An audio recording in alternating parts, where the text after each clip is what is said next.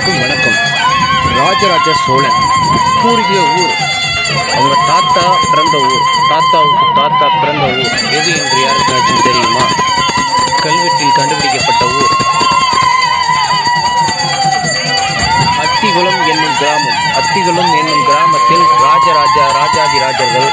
ராஜாக்கள் குடியிருப்புகளில் வாழ்ந்து வருகிறார்கள். இவர்கள் பேர்கள் இவர் பேரை கண்டுபிடிச்சதில் ராமசாமி ராஜா, கோவிந்தராஜா, ரகுநாத ராஜா, சுப்புராஜா ராஜாக்கள் யாருன்னா இந்த ஊரில் சொல்கிறாங்க. இந்த கோயிலில் பூர்வீக ஊர் வந்து பூர்வீக ஊர்னு சொல்கிறாங்க. இந்த ராஜராஜ சோழனோட பூர்வீக கோயில் இந்த கோயில் தானா. இங்கே தான் அவங்க தாத்தாக்கள்லாம் பிறந்தாங்களாம். இந்த ஊரில் வந்து ராஜாக்கள் எந்த ஊரில் இருக்காங்கன்னு கேட்டால் தெரியுது. அந்த கோயில் ஒரு சாதாரண கல்வெட்டில் வச்சு செஞ்சுக்கிட்டு தான் இருந்திருக்காங்க.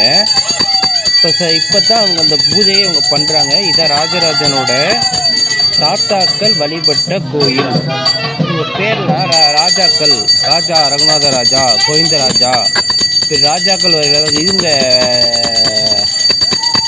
சர்டிஃபிகேட்டில் பார்த்ததில் சத்திரிய ராஜாக்கள் அப்படின்னு இவங்களை போட்டிருக்கு. கடைசியில் இவங்கெல்லாம் யாருன்னு பார்த்தா நம்ம கோயிலை கட்டினாரு பார்த்திங்கன்னா, தஞ்சாவூர் கோயில், ராஜராஜ சோழன் அவங்க இதை சேர்ந்தது தான். இவங்க வந்து அவங்களோட சேர்ந்தவங்க தான். காலப்போக்கில் இவங்க இங்கே தான் வாழ்ந்துட்டு வராங்க. இவங்களும் வறுமையில் தான் வாழ்ந்துட்டு வராங்க. இவங்க வந்து நிலம்லாம் அவங்களுக்கு நிறைய இருந்திருக்கு. நம்ம இந்திரா காந்தி அம்மையார் காலத்தில் வந்து இவங்க நிலத்தை எல்லாம் பிரித்து கொடுத்துருக்காங்க. இவங்க கடைசியில் இந்த கோயில் வந்து ராஜராஜ சோழனோட பூர்வீக கோயில். இதுதான் உண்மையிலேயே பூர்வீக கோயில்.